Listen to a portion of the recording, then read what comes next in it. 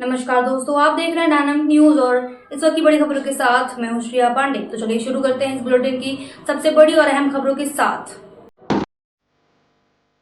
आज की पहली बड़ी खबर बात करें तो हार्मूज पर भारत का रुख। पश्चिम एशिया में बढ़ते तनाव के बीच भारत में कूटनीतिक पैंतरा चल है, जहां फॉरेन सेक्रेटरी विक्रम मिस्री ने यूके की मेजबानी में 60 से अधिक देशों की बैठक में स्टेट ऑफ हार्मूज को फिर से खोलने की मांग की। भारत ने साफ कहा कि निर्बाध ट्रांजिट सुनिश्चित किया जाए। इस बीच भारत ने यह भी उठाया कि इस संकट से सबसे ज्यादा नुकसान भारतीय नाविकों और मर्चेंट वेसल्स को हुआ है।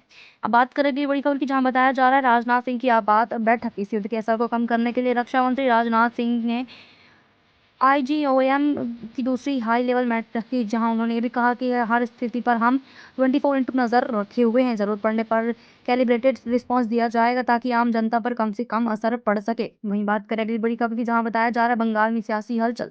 पश्चिम बंगाल में पश्चिम ममता बनर्जी ने बड़ा आरोप लगाया है। उन्होंने कहा कि बीजेपी राज्य में राष्ट्रपति शासन लगाकर चुनाव रद्द कराने की साजिश रची जा रही है। वहीं मालदा हिस्सा मामले में मास्टरमाइंड की गिरफ्तारी हो गई है, जहां एनआईए की टीम मौके पर पहुंच गई है। बात करें दूसरी बड़ी खबर की, जहां एनआईए ने पेश की चार्जशीट। जालंधर में यूट्यूबर रोजर संधू के घर पर ग्रेनेड हमले के मामले में एनआईए ने बड़ी कार्रवाई की, जहां पाकिस्तान स्थित गैंगस्टर शहजाद भट्टी और उसके साथी दीपांदर के खिलाफ चार्जशीट फाइल की गई है। आरोप है कि हमले की साजिश देश से रची गई थी। बात करें दूसरी बड़ी खबर की, जहां बताया जाए राघव चड्ढा को झटका। दिल्ली की राजनीति भूचाल, जहां आम आदमी पार्टी के राज्यसभा में राघव चड्ढा को डिप्टी लीडर के पद से हटाकर अशोक मित्तल की नियुक्ति की गई, जहां लंबे समय से पार्टी कार्यक्रमों को से अनुपस्थित रहना चड्ढा पर भारी पड़ गया। हालांकि चड्ढा ने सोशल मीडिया पोस्ट कर कहा कि मेरी चुप्पी को हार मत समझना।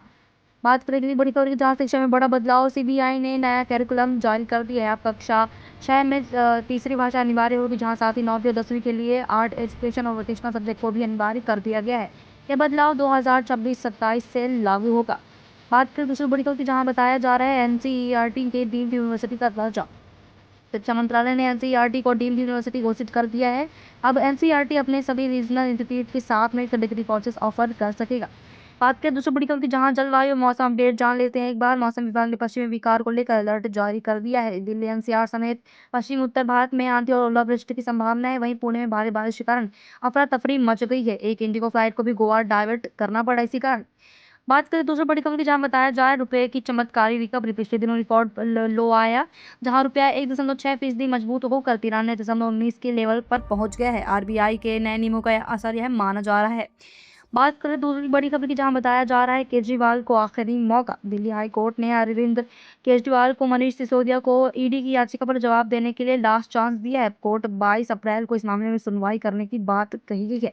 बात की दूसरी बड़ी खबर की, जहां बताया जा रहा है चेन्नई में गवर्नर सरकार का टकराव। जहां मद्रास हाई कोर्ट के ऐतिहासिक फैसला सुनाते हुए कहा कि राज्यपाल कैबिनेट की सलाह से बंधे हैं, इस अपने मर्जी से रिट याचिकाओं पर निर्णय नहीं लिख सकते हैं। वहीं रिपोर्ट से अलग बताया जा रहा है रक्षा क्षेत्र की बड़ी खबर, जहां न्यूक्लियर बैलिस्टिक मिसाइल सबमरीन एन आईएनएस अदरमीन को आज नौसेना में कमीशन किया जा रहा है। साथ ही विदेश स्वदेशी सील्ड फ्रिगेट तारगिरी को भी लॉन्च किया जाएगा। अब बात करते हैं दुनिया जहां की, जहां बताया जा रहा है ईरान में बड़े पुल पर अमेरिका का हमला। अमेरिका और ईरान के बीच जंग अब सिविलियन इंफ्रास्ट्रक्चर तक आ गई है, जहां डोनाल्ड ट्रंप ने ईरान के सबसे ऊंचे पुल B1 को तबाह करने का दावा किया है। हमले में 8 लोगों की मौत और 95 से अधिक लोग घायल बताए जा रहे हैं। साथ ही भी कहा जा रहा है कि ट्रंप ने ईरान को धमकी दी है कि अब समझौता कर लो, मैं तो पीछे नहीं हटने वाला हूँ। बात करें बड़ी खबर का, जहां ट्रंप का बड़ा फैसला। अमेरिका में एक ही और बड़ा बदलाव, जहां डोनाल्ड ट्रंप ने अपनी अटॉर्नी जनरल पाम बोंडी को बर्खास्त कर दिया। उनकी जगह पर टॉड ब्लांच को नियुक्त किया गया है, जहां वहीं डिफेंस सेक्रेटरी पीट हेगसेस को आर्मी चीफ रैंडी चार्ल्स को भी हटा दिया गया है। बात करें बड़ी खबर की, जहां बताया जा रहा है पश्चिम एशिया में आग की लपटें। बहरीन में जोरदार धमाके हुए इस हमले में जिम्मेदारी आईआरजीसी के ऑपरेशन टू प्रॉमिस 4 ने ली है। इस पूरे खाड़ी के क्षेत्र में हड़कंप मच गया इस कारण से।